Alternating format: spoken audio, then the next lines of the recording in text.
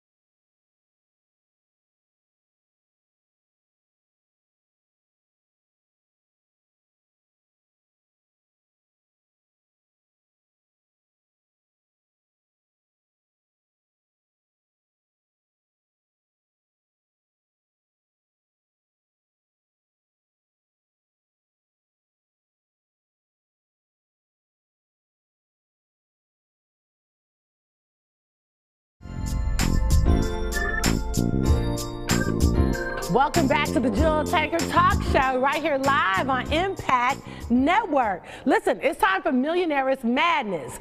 Did you know the most successful millionaires have mentors? I mean, it's super, super important. As a matter of fact, I can tell you that I don't think that I've met a millionaire that has not had a mentor. And not only do you need a mentor for business, but you need a mentor for your spiritual well-being, and a lot of times even for your family well-being, so you can get some help and know what to do.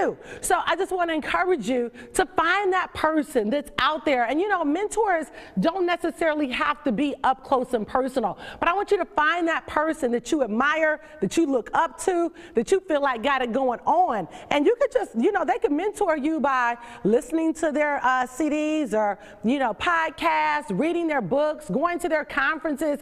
You may never, ever, ever actually meet a mentor. Many times you will, but many times you won't. But you can still gain so much knowledge from them. So I want to encourage you, if you feel like you're stuck in life and you're stuck in a rut spiritually, you're stuck in a rut in your business life, ask God to send you, Lord, send me those mentors. You know, Ben and I have been so blessed because we have so many powerful, wonderful mentors in our life that really pushed us and propelled us to become all that we can be. You know, mentors will challenge the way that you think, challenge some of your behaviors, challenge who your relationships are. Do you realize that who you're in relationship with really determines who you become? So if you feel like you're losing in life, check your circle. If you got a bunch of people around you, everybody whining, everybody complaining, everybody hurt, then you probably got to change your situation. Get around people that's winning big in life. It doesn't matter what the challenge is, they know they're going to win. I promise you, the confidence that's growing on the inside of you, on the inside of them, will start growing on the inside of you. So make sure you get around confident people, bold people, courageous people. Now, that does not mean that they never have a moment where they're not scared. It doesn't mean they never have a moment that they're not nervous, but they just learn, you know what, I'm going to do it scared. I mean, there have been many times in my life, you know, even when I married Ben, if you guys have been watching Thicker Than Water on Bravo, it's a hit show, whoop. But you see that I've had to depend on Holy Spirit to help me mother all of the children because they all need something different. So when I get in a tight, I know I can call Dr. Beverly, I can call, you know, Dr. Barbara Layton or Pastor Taffy Dollar. I have several mentors in my life that can really help me so that I can continue to become a better mother, because guess what? We're going to all make a mistake. And then I love Kim Kiyosaki from a financial standpoint. I mean, that girl is bad to the bone. Susie Orman. So there are different people that God has strategically put in my life up close and personal, and some of them I've never met. Hopefully I'll meet them one day. But I want to encourage you to make sure that you pray about it and you say, God, show me, you know, who's supposed to be my mentor, because I'm tired of living the same life. I don't believe that we were put on this earth to live the same doggone year over and over again. Your life should be evolving, it should be changing, it should be developing, and the reality is you need people in your life that will tell you the truth. Doesn't mean you're going to always like it. See, that's the problem. We live in a day and time now where everybody, I don't want to say nothing, I don't want to say nothing, I don't want to judge. Listen, somebody needs to judge your behind just like they need to judge my behind, because if you off, you need somebody to tell you you off. How else are you going to grow? How else are you going to change? How else are you going to get better? So I want to encourage you to ask God today to send you that mentor. Maybe join a new organization. Maybe travel to a new place. But it's time for you to do something different. You were not put on this earth to live the same life over and over again. God intended for us to continue to change, to continue to grow, to continue to evolve. And I want you to live your best life right now. And the only way you're going to do it is by getting divinely connected. Okay? So I'm expecting you to get that mentor. God bless. All right, it's time for our financial watch. In the news today, did you know that Russia and China are saving tons and tons of gold? Now, there was a time where, you know, the United States of America was pretty much the only world power, so to speak. But now you have countries like Russia, China, India, South Africa that are saving tons and tons of gold. As a matter of fact, Russia is the #1 country that's saving gold. Now, why is this important? And I want to encourage you, you need to watch more than just the evening news and hearing about Pookie got shot down the street. Lord help him. But you need to know what's going on internationally, because what happens in the nations eventually will happen to this nation. So what happened in 07 and 08? Remember that recession that happened? Well, yeah, I mean, so many people got hit. But there were things and signs that were happening internationally that could have told us that that recession was getting ready to happen. So always remember this. If you understand economics and if you understand markets, then you understand exactly what's getting ready to happen. So listen, we're getting ready to go to a break, but don't you dare turn that dial, because I got some phenomenal, powerful guests that I believe will be able to mentor you right here on this show. So I'm going to look forward to seeing you there, so don't touch that dial.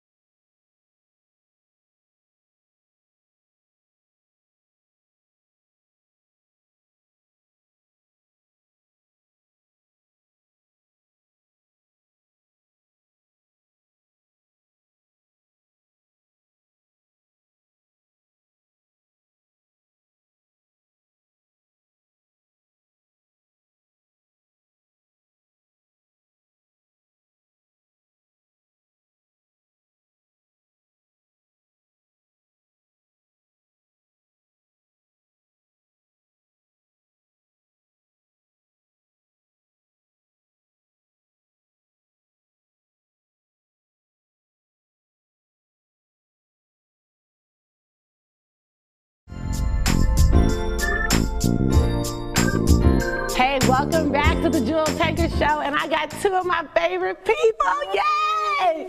I got my sister and my daughter-in-law. So excited to have you guys. So, Junetta, I want to jump right in. You know, I'm so proud of you. She's a phenomenal CEO, entrepreneur, mother, wife, pastor's wife, reality star. I mean, you definitely are juggling a lot, and I'm really proud of you because I've seen you grow like so much from the time that we were just at home, you know, with mom and dad. And so I know you've had a tremendous amount of financial success, but talk a little bit about before all that came, where you were, because you had to end up filing for divorce. You're in your second marriage now. So talk a little bit about that. Yes, well, first of all, I'm so excited to be on the Jewel Tankard Show. Yes! And I'm loving your set, so we had to get that out the way. I'm so proud of you as well, too. Thank you. Thanks for having me.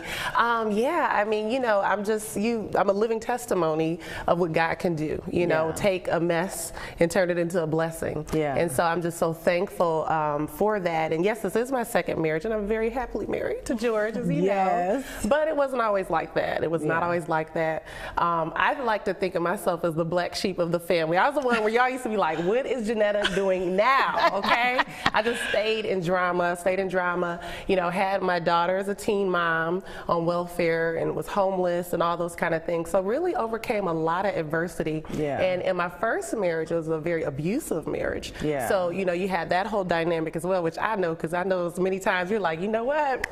I was ready to roll up. It ain't I was for ready Jesus. to roll up. Like, right. You know, we from Detroit. So anyway, but so yeah, I just thank God, you know, that He was able to turn that around. And a lot of times people see where you are today, right, and they don't know your testimony. Right. They just see the glory. So let me ask you this, because you know, of course, we're talking about being and living in a successful family where pretty much success is just not an option. Do you think at any point it's the only option? It was the only option, right? Do you feel like when you were married that you had to stay in it? Because mom and dad have been married for like what, 47 years now? Yeah, I did. I mean, I think the two main reasons I stayed is because of the children, and because our parents have always been married. We didn't know anything else. But you know, you get to that point. I remember my Tina Turner moment where I was like, all I want is my name. I'm out. You know, so that's where it gets to a point where you don't care about how stuff looks. You just can't deal with that situation anymore. Exactly. So I mean, I think that's important because you have experience being a teen mom and you know, being on welfare for a while, but to see now, I mean, you own 911skills.com. Did I get it right? That's right. So talk a little bit about your business. Yeah, I mean, basically we're the largest safety education company in the country. How many employees you got, girl? We have 400. Woo, 400 employees. Lord, thank 400 employees, and you know, the blessing is that like I started the business with nothing. We never got any loans. Wow. And literally just worked it step by step by step. Wow. You know, and so yeah, it's a blessing just thinking about where I came from and to where I am where today. you are now. Yeah, that's just the goodness of God. You know, He's faithful. Yes. Even when we're not faithful. Yes. You know what I mean? He comes in there and He helps us, and so I'm super proud of you. Yeah. All right, nice. Hey, baby. So she's married to Benjamin Lee Tankard, the second, and I love your green and yellow, by the way. That's working, yes. So, you know, I want to ask you just honestly, because I know being married into becoming a Tankard, I think there are a lot of benefits, but it also can kind of be like, ooh, Lord, they so much. Yeah. So when you first met the family and married into the family, was it overwhelming for you? It was overwhelming because not in the sense that the family was big, because I come from a very big family. It was overwhelming in the sense of like your mindset. I didn't come from a family that were, you know, entrepreneurs or anything. Everybody worked. It was work, like 9 to 5 work. So, you know, just that whole process of getting my mind to the point where, okay, Shanira, you don't have to go and punch nobody's clock from 9 to 5. You can actually do something of your own. That was a big struggle because, you know, when you're, I'm 25, but I mean, when you've worked since like 17 years old, that's a long time, and that's a hard cycle to break. So you just really have to train your mind, and that was overwhelming. It was that part. Everybody was like, "Oh, girl, what you got your business? What's your business? And, oh, what you doing?" And I'm like, I work a 9 to 5. You know, so proud of you because now she owns Shanira Lee Cosmetics. And your colors are amazing. I'm actually wearing it today. But yeah, I'm really, really proud of you. I think you've adjusted really well, and you know, we laugh a lot, but you know, it's pressure, but I think it's good. You know, it makes you better. So anyway, we'll be back to a break. Stay tuned. And so encouraging people, like at the bottom, you can. So at the bottom, you still need to dream. Absolutely. You know, and you got to surround yourself around dreaming. And I know I used to listen, just feeding motivational, you know, between the word, because you have to renew your mind.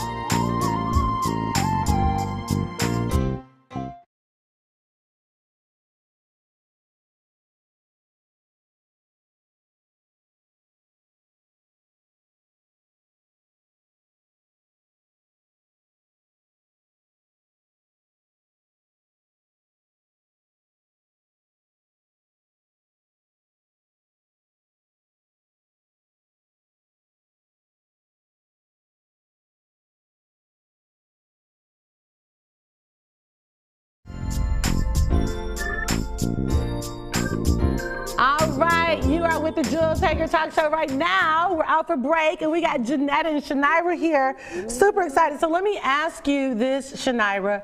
You know, I know you talked about it being, you know, it was a little bit of pressure because everybody was like, so what business you doing? What you doing? What you doing? What you doing? And I think you handled it well. I'm sure Benji, and I would be telling Benji, like, fall back. Give us some space, like, Benjamin. Can we have dinner, please? You can be honest now, but he's like, Auntie, talk to Shanira about starting her business. You can say that now. Once you got that, you can share that now. When Phaedra was at the church, he was like, "Ma, make sure she hear everything Phaedra says." I was like, "Fall back." Right. But anyway, yeah, let you breathe. You know, because it's a process. You know, even growing up as entrepreneurs, it's still a process. Absolutely. So anyway, now that you've found your business, tell us a little bit about Shanira Lee Cosmetics. Okay, so Shanira Lee Cosmetics, he actually was the one that encouraged me to like really go full throttle with it, because, you know, I've always been good with makeup. You know, I love to, you know, do it up and everything, but I just never actually thought, oh, I could do this as a business. So I know I wasn't gifted at doing other people's faces, so I was like, well, maybe I can just sell it, you know. And so I did my research and I found a manufacturer and I did all of that, and you know, now I have Shanira Lee, so I'm in the process of branding that right now, you know, the website, doing the launch, which will be happening in June. And so like I've been selling it. I've gotten a really great response, even though I haven't even launched it yet. So that's what's really exciting me, because people are already responding, and I haven't really even put it out there full blown yet. So just know for Mama Tankard, I'm proud. Right. Thank you. Thank you. Yes. So I just know. Right.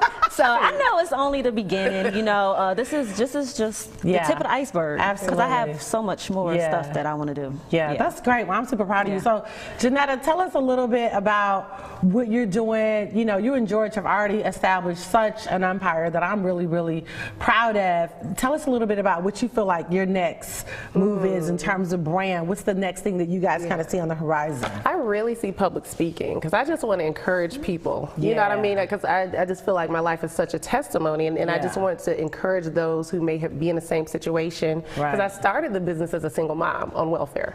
You know what I mean? So that's like no resources, no nothing. So to say you can do it regardless of what your situation is. So I see public speaking around the world. That's really what I want to do, to encourage motivational speaking. Absolutely. And so, because I think it's interesting too, because sometimes we look for our family to be a source of encouragement, and I feel like sometimes we can get more encouragement sometimes for people outside of the family, but I think is that our families know us, they know our stuff, so they be like, don't nobody else say that to me, because don't nobody else know you like I know your tail, you know. And so I think probably when you were going through that, being pregnant with, you know, Taj, who I love, the little I didn't tell anybody until 6 months. I held that as a secret until 6 months. Yes, no one knew until 6 months. Is that what we was living together now?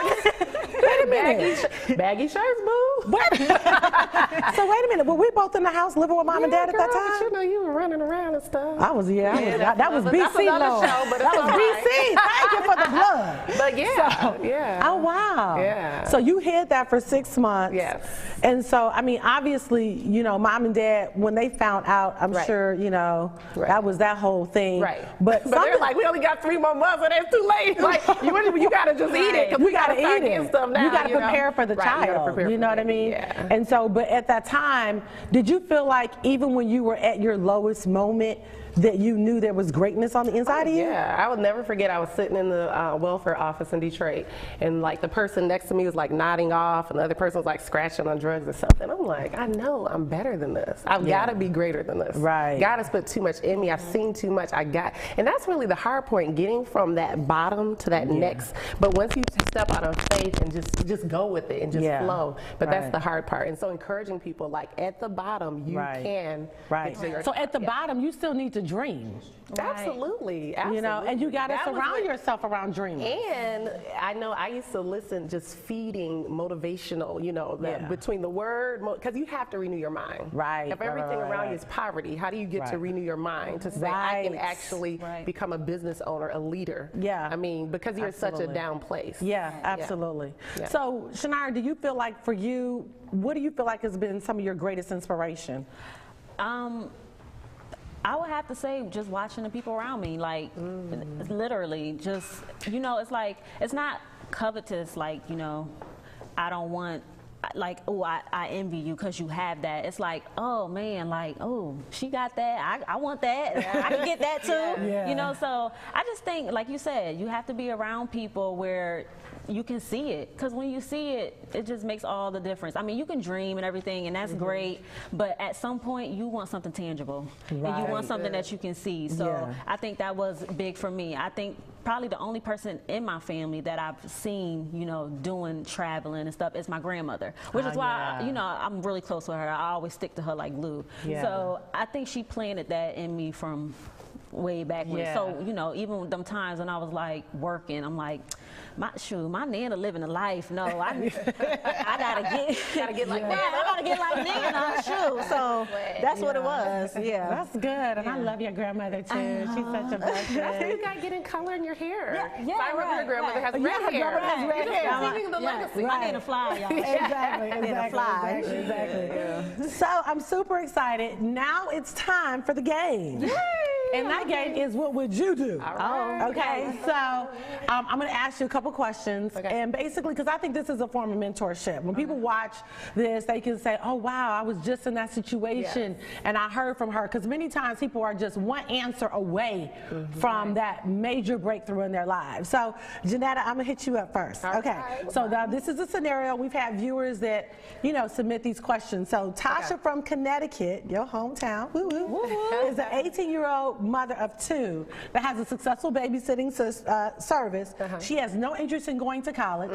She saved $10,000 to expand her business outside of her home. If you were Tasha, how would you use your $10,000 to grow your business? Okay, so she personally saved $10,000. Yep. And she wants from to grow babysitting. From babysitting. She wants to grow her into like daycare or something like that. I guess so, yeah. Well, if she saved $10,000, girl, she better go to Louis Vuitton and go get that purse she been wanting. I'm just joking.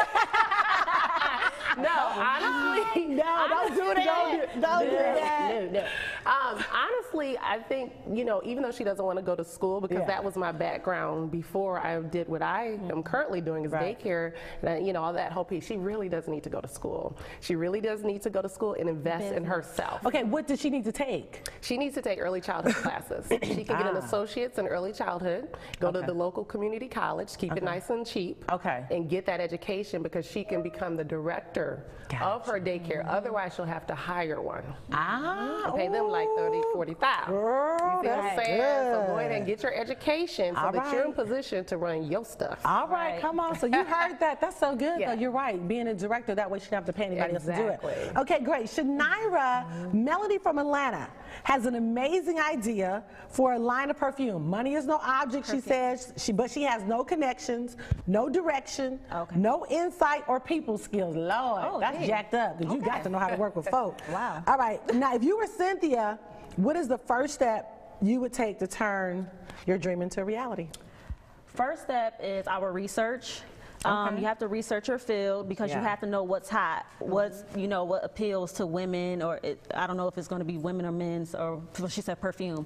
So appeal to what appeals to women's senses, and then I will go to like networking events where there's a lot of MUAs and hairstylists and all those people. You know, fashion shows. Go to fashion shows to see who's rocking what. You know, the latest perfumes and everything. Go to the mall, see what they spraying on the things and testing people, and then when you networking with people, that's how you get your connections. Because I mean, if you don't go out nowhere, then you're not gonna know. So now, but Melody don't have no people skills. She don't have any. She don't have any.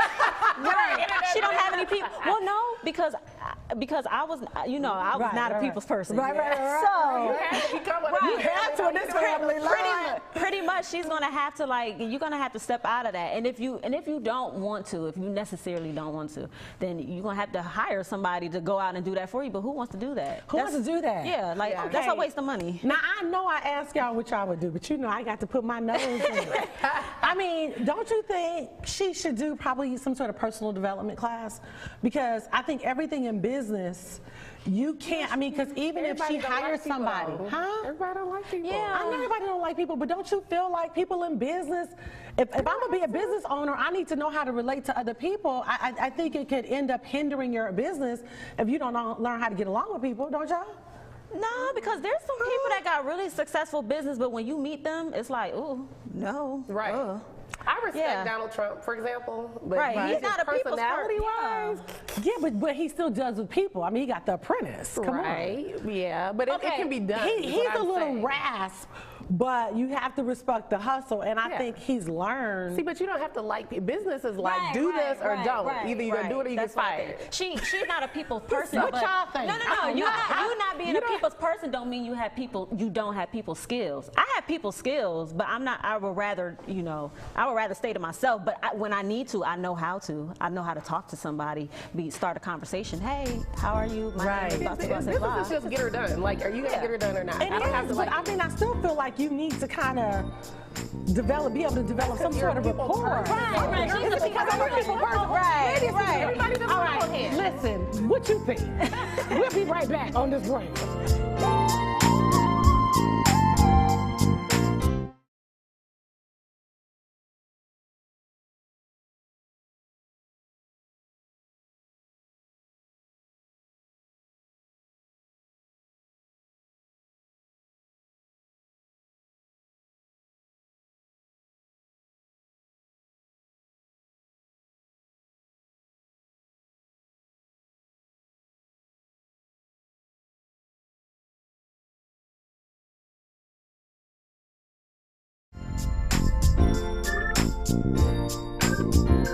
Hey, welcome back to the Jewel Tankard Talk Show on Impact Network. Now it's time for Reality Watch. Now listen, we've all heard that reality TV can kill a marriage. Not mine, honey, not ours, honey, no. But there's a list of names of people that you've heard in reality TV, then I got a divorce. What the heck happened? Was it really the reality show? I don't think so. I don't think that was the root cause. I mean, if you take a look at like Deion Sanders, good friend of ours, we love him. Remember when he was married to Pilar, and they were this, power couple. She was a model. He was an athlete. They looked like the perfect couple. And then, of course, there were speculations of adultery. And now we don't really know because unless you're in the room, you don't know what happened. But I will say this. I think that when you're married to someone that is on a big platform, there is a level of security that whoever you're married to really has to have. I mean, they just do. Whether it's the woman, if it's a woman, she's got to be secure that that's her man and he ain't interested in nobody else and vice versa. So I think you have to be really, really secure. And then, of course, you got to communicate. You have to talk about what those needs are. You have to set strong boundaries. Ben and I have very strong boundaries. We travel a lot together, but then we do some traveling apart. But we communicate and we flirt with each other all the time because I got that all on lock. But anyway, the point is that I don't think that if you're in reality TV, it has to destroy your marriage. But I do think it needs to be a strong foundation of Jesus Christ. And you need to have a pastor, and you need to be accountable. You need to be accountable to each other. You need to be accountable. Ain't no, who you on the phone with? Oh, don't worry about it. What you talking about? Give me that phone. Ain't no password. I know all the passwords. You hear me? And he know all mine. So anyway, I think you can have a successful marriage in reality TV, but you got to be open. You can't be having no secrets and stuff. And you got to talk openly and get some help if you need it. So anyway, I'm excited. Until next time, Reality Watch.